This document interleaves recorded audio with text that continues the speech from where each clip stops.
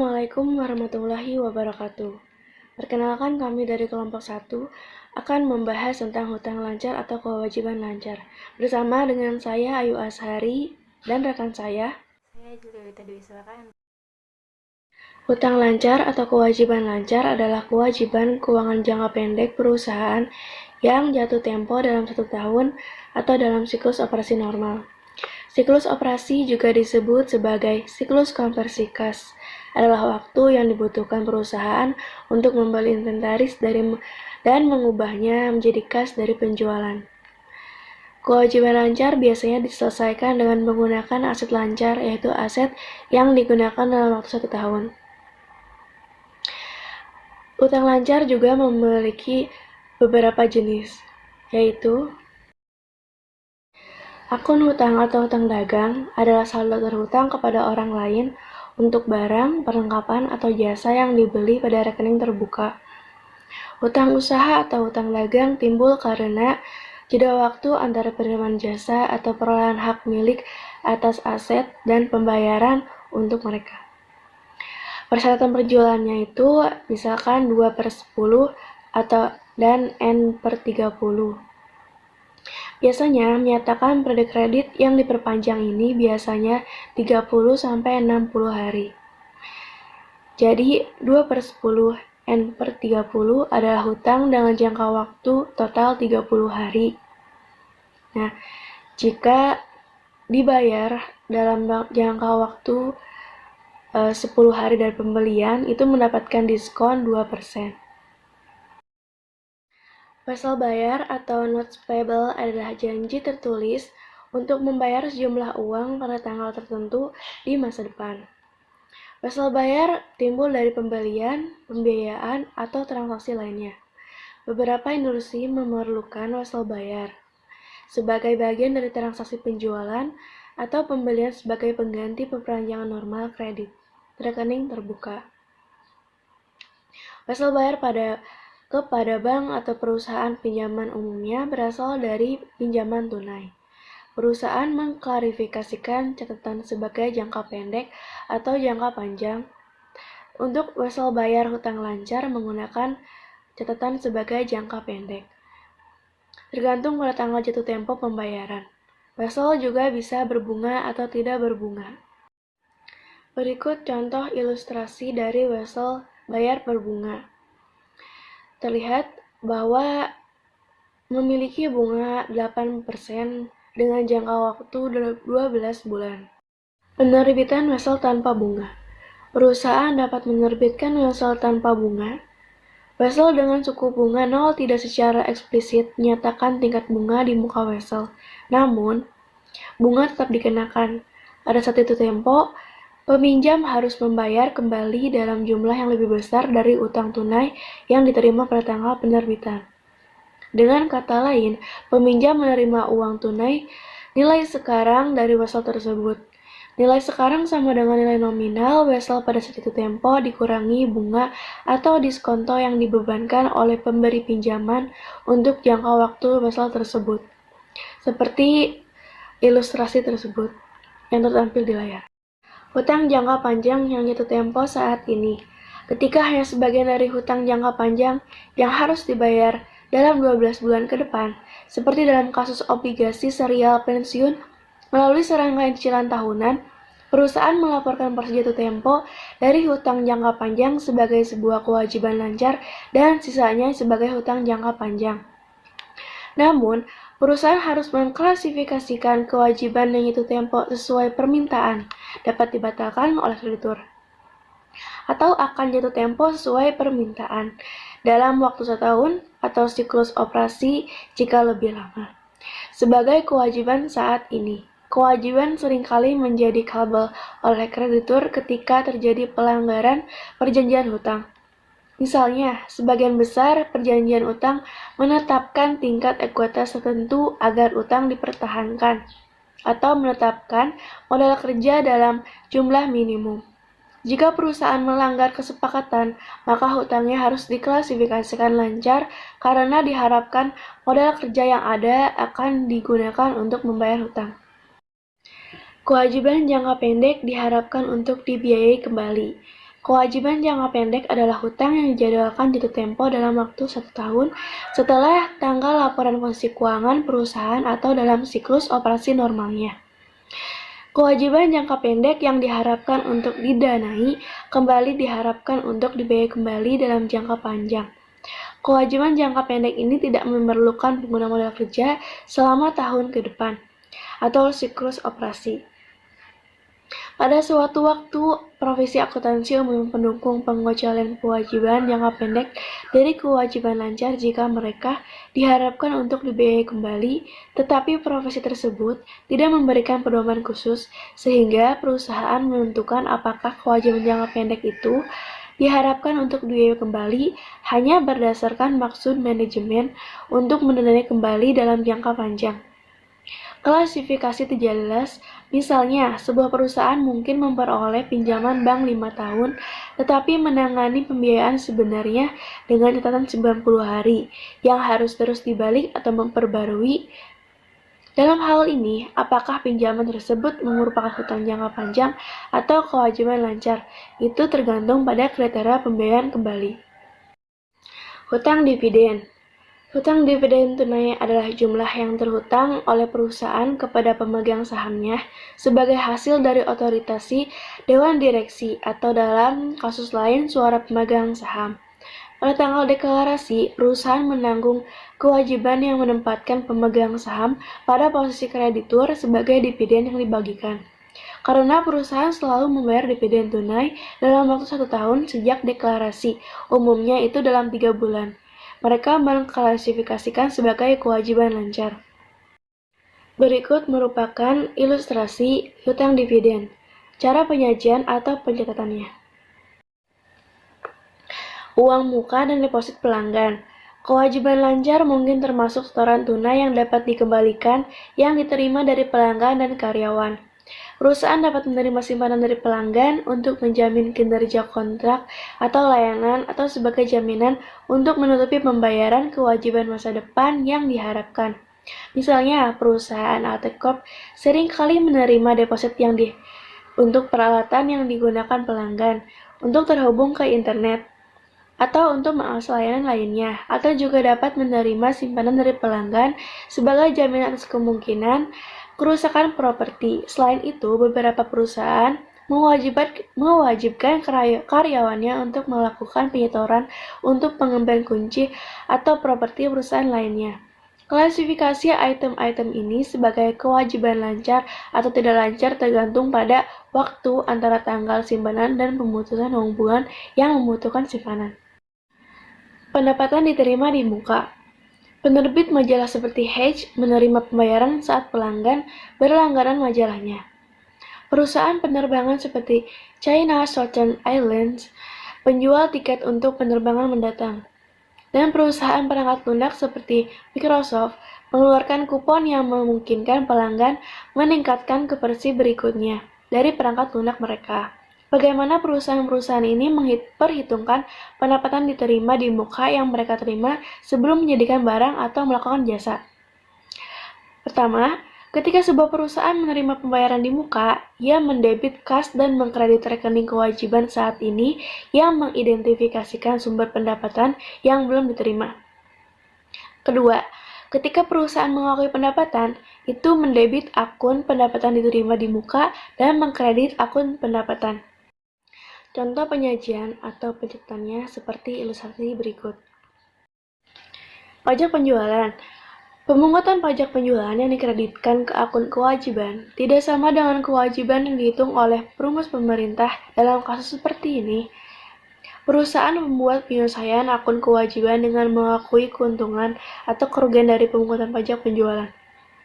Banyak perusahaan tidak memisahkan pajak penjualan dan jumlah penjualan pada saat penjualan. Sebaliknya, perusahaan mengkreditkan kedua jumlah tersebut secara total di akun pendapatan penjualan. Kemudian, untuk menjaminkan dengan benar jumlah penjualan dan kewajiban pajak penjualan yang sebenarnya, perusahaan mendebit akun mendapat penjualan untuk jumlah pajak penjualan yang harus dibayar pemerintah atas penjualan ini dan mengkredit akun hutang pajak penjualan untuk jumlah yang sama. Hutang pajak pertambahan nilai. Pajak pertambahan atau PPN digunakan oleh otoritas pajak lebih dari pajak penjualan. Pajak pertambahan nilai atau pajak konsumsi, pajak ini dibebankan pada produk atau layanan setiap kali nilai ditambahkan pada tahap produksi dan penjualan akhir. PPN adalah biaya bagian bagi pengguna akhir, biasanya perorangan, serupa dengan pajak penjualan. Jadi selanjutnya saya akan membahas tentang hutang pajak pendapatan. Sebagian besar pajak pendapatan bervariasi sesuai dengan jumlah pendapatan tahunan. Dengan menggunakan informasi dan saran terbaik yang tersedia, bisnis itu harus menyiapkan pengembalian pajak pendapatan dan menghitung pajak pendapatan terhutang yang dihasilkan dari operasi periode berjalan. Yang pertama itu hutang pajak adalah kewajiban lancar. Yang kedua, perusahaan harus melakukan pembayaran pajak berkala sepanjang tahun. Yang ketiga, perbedaan antara penghasilan kena pajak dan pendapatan akuntansi itu terkadang terjadi. Selanjutnya yaitu kewajiban terkait karyawan. Perusahaan juga melaporkan sebagai jumlah kewajiban lancar yang harus dibayar kepada karyawan untuk gaji atau upah pada akhir periode akuntansi. Selain itu, mereka sering juga melaporkan sebagai kewajiban lancar hal-hal berikut yang berkaitan dengan kompensasi karyawan. Kewajiban lancar itu mungkin termasuk yang pertama pemotongan gaji, yang kedua absen dan kompensasi, yang ketiga itu bonus. Pemotongan penggajian. Jenis pemotongan gaji yang paling umum adalah pajak, premi asuransi, tabungan karyawan, dan iuran serikat pekerja.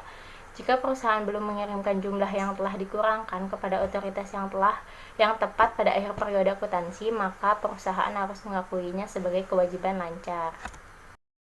Pemotongan penggajian. Jenis pemotongan gaji yang paling umum adalah pajak, premi asuransi, tabungan karyawan, dan iuran serikat pekerja. Jika perusahaan belum mengirimkan jumlah yang telah dikurangkan kepada otoritas yang tepat pada akhir periode akuntansi, maka perusahaan harus mengakuinya sebagai kewajiban lancar. Contoh pemotongan penggajian. Asumsikan gaji mingguan sebesar 10.000 sepenuhnya tunduk pada pajak jaminan sosial 8%. Dengan pemotongan pajak penghasilan sebesar 1.320 dan iuran serikat pekerja sebesar 88. Dipotong. Perusahaan mencatat gaji dan gaji yang dibayarkan serta pemotongan gaji karyawan yaitu sebagai berikut. Beban gaji dan upah itu didebit 10.000, hutang pemotongan pajak 1.320 dikredit, hutang pajak jaminan sosial 800 dikredit, hutang Union Des 88 dikredit, dan tunai 7.792 dikredit. Ini mencatat pajak gaji majikan sebagai berikut. Beban pajak penggajian didebit 800 dan hutang pajak jaminan sosial 800 dikredit.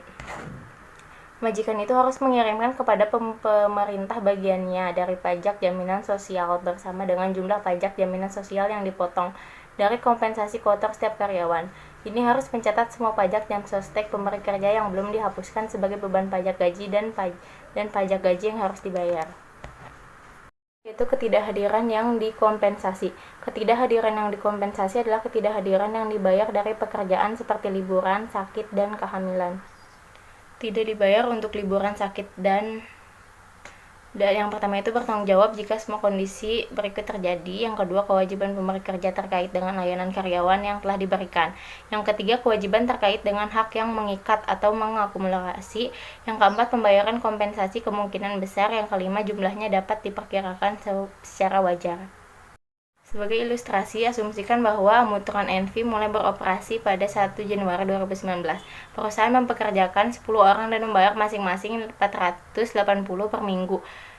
Karyawan memperoleh 20 minggu liburan yang tidak terpakai pada tahun 2019. Pada tahun 2020, karyawan menggunakan minggu liburan, tetapi sekarang mereka masing-masing mendapatkan 540 per minggu. Amutron mengakumulasi akumulasi pembayaran liburan pada tanggal 31 Desember 2019 yaitu sebagai berikut. Beban gaji dan upah 9.600 didebit dan gaji dan hutang upah 480 dikali 20 yaitu 9.600 dikredit. Pada tanggal 31 Desember 2019, perusahaan melaporkan pada laporan posisi keuangannya kewajiban sebesar 9.600. Pada tahun 2020 tercatat pembayaran gaji liburan sebagai berikut. Beban gaji dan upah 9.600, gaji dan hutang upah 1.200 didebit. Tunainya 540 dikali 20 yaitu 10.800 dikredit. Selanjutnya yaitu bagi hasil dan paket bonus. Menghasilkan pembayaran kepada beberapa atau semua karyawan selain gaji atau gaji rutin mereka. Bonus yang dibayarkan merupakan biaya operasional. Yang kedua, bonus belum dibayar harus dilaporkan sebagai kewajiban lancar. Untuk mengilustrasikan entry untuk bonus karyawan, asumsikan bahwa Palmer menunjukkan pendapatan untuk tahun 2019 sebesar 100.000. Ini akan membayar bonus 10.700 pada Januari 2020. Palmer membuat jurnal penyesuaian pada tanggal 31 Desember 2019 untuk mencatat bonus sebagai berikut. Beban gaji dan upah di debit sebesar 10.700, gaji dan hutang upah di kredit sebesar 10.700. Pada Januari 2020, ketika Palmer membayar bonus, itu membuat jurnal sebagai berikut. Yang pertama, gaji dan hutang upah di debit sebesar 10.700 dan tunai sebesar 10.700 di kredit. Palmer harus menunjukkan akun biaya dalam laporan laba rugi sebagai beban operasi. Tanggung jawab gaji dan hutang upah biasanya dibayarkan dalam waktu singkat. Perusahaan harus memasukkannya sebagai kewajiban lancar dalam laporan posisi keuangan. Kewajiban di bawah rencana bagi hasil atau bonus harus diperhitungkan sebagai biaya dan bukan distribusi keuntungan karena hasil dari layanan karyawan dan bukan transaksi dengan pemilik. Kemungkinan bahwa peristiwa di masa depan akan mengkonfirmasi timbulnya kewajiban dapat berkisar dari kemungkinan hingga jarak jauh. Selanjutnya yaitu kewajiban kontingensi. Kontingensi adalah suatu kondisi atau situasi yang melibatkan ketidakpastian dalam kemungkinan keuntungan, mendapatkan kontingensi atau kerugian. Untuk perusahaan yang akan diketahui dengan pasti ketika satu atau lebih peristiwa di masa depan terjadi atau tidak pernah terjadi.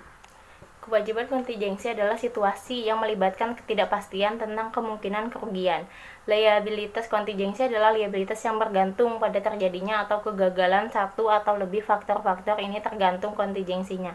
Taksiran kerugian kontingensi harus diakrualkan dengan membebankan biaya dan kewajiban.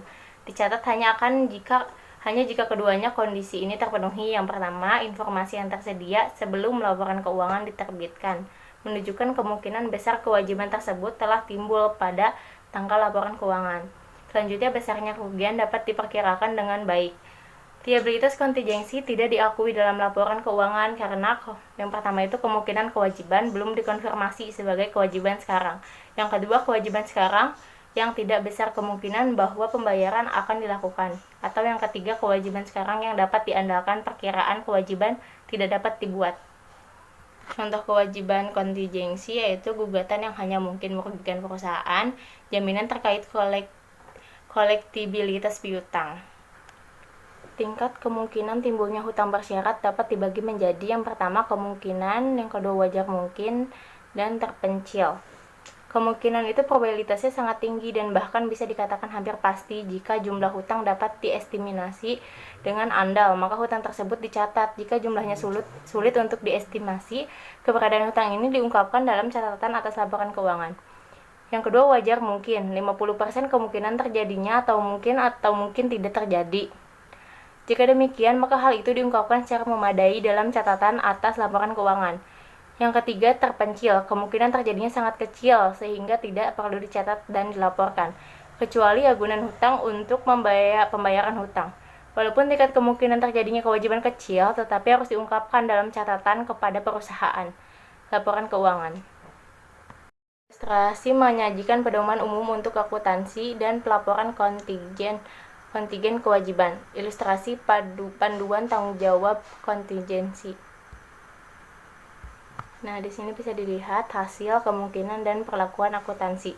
Hampir pasti, kemungkinannya setidaknya 90%, perlakuan akuntansi laporkan sebagai kewajiban provisi. Hasil, kemungkinan lebih mungkin daripada tidak, kemungkinannya itu 51-89%, kemungkinan perlakuan akuntansinya itu laporkan sebagai kewajiban provisi. Selanjutnya hasilnya itu mungkin tapi tidak mungkin, kemungkinannya itu 5-50%, perlakuan akuntansinya itu pengungkapan diperlukan. Hasilnya terpencil, kemungkinannya kurang dari 5%, perlakuan akuntansinya tidak ada pengungkapan yang diperlukan. Dalam praktiknya, presentasi untuk hampir pasti dan jauh mungkin menyimpang dari yang disajikan di sini. Kecuali kemungkinan arus keluar dalam penyelesaian kecil, perusahaan harus mengungkapkan kewajiban kontingensi pada akhir periode pelaporan dengan memberikan penjelasan singkat tentang sifat kewajiban kontingensi. Dan jika memungkinkan, yang pertama estimasi pengaruh keuangannya, yang kedua indikasi ketidakpastian yang berkaitan dengan jumlah atau waktu aliran keluar, dan kemungkinan penggantian apapun. Selanjutnya yaitu ilustrasi. Justice terlibat dalam gugatan pada 31 Desember 2007. A. Siapkan entry 31 Desember dengan asumsi ada kemungkinan Justice akan bertanggung jawab atas 700.000 sebagai akibat dari gugatan ini. B. Siapkan entry 31 Desember jika ada dengan asumsi tidak mungkin Justice akan bertanggung jawab atas pembayaran apapun sebagai akibat dari gugatan ini. Yang A itu lawsuit loss 700.000 di debit, lawsuit liability 700.000 di kredit. Yang B itu tidak ada entry yang diperlukan, kerugian tidak diakrualkan karena kemungkinan besar kewajiban tidak timbul pada tanggal 31 bulan 12 2007. Selanjutnya yaitu presentasi dan analisis. Biasanya dilaporkan pada nilai jatuh tempo. Jatuh tempo penuh. Perbedaan antara nilai sekarang dan nilai jatuh tempo dianggap tidak material. Presentasi kontingensi, pengungkapan itu harus mencakup yang pertama sifat kontingensi, yang kedua perkiraan kemungkinan kerugian atau kisaran kerugian. Selanjutnya yaitu likuiditas terkait kewajiban adalah waktu yang diharapkan untuk berlalu sebelum pembayarannya. Dua rasio untuk membantu menilai likuiditas yaitu yang pertama rasio saat ini, rumus aktiva lancar dibagi kewajiban saat ini, dan rasio cepat sama rumusnya itu tunai plus piutang bersih plus investasi jangka pendek dibagi kewajiban saat ini. Ilustrasi, perhitungan rasio dan pembahasan perusahaan. Sprech telah beroperasi selama beberapa tahun dan pada tanggal 31 Desember 2020 disajikan neraca sebagai berikut. Bisa dilihat neracanya itu sebagai berikut. Hitung rasio saat ini. Yaitu rumusnya rasio saat ini kan aktiva lancar dibagi kewajiban saat ini. Nah, yaitu jadinya 210.000 dibagi 80.000. Itu hasilnya 2,63 sampai 1. Yang kedua, hitung rasio cepat. Rasio cepat rumusnya tunai plus piutang bersih plus investasi jangka pendek dibagi kewajiban saat ini. Jadi 115.000 dibagi 80.000 sama dengan 1,44 sampai 1. Sekian penjelasan dari kelompok Mami. Semoga apa yang disampaikan dapat bermanfaat bagi rekan-rekan. Terima kasih. Wassalamualaikum warahmatullahi wabarakatuh.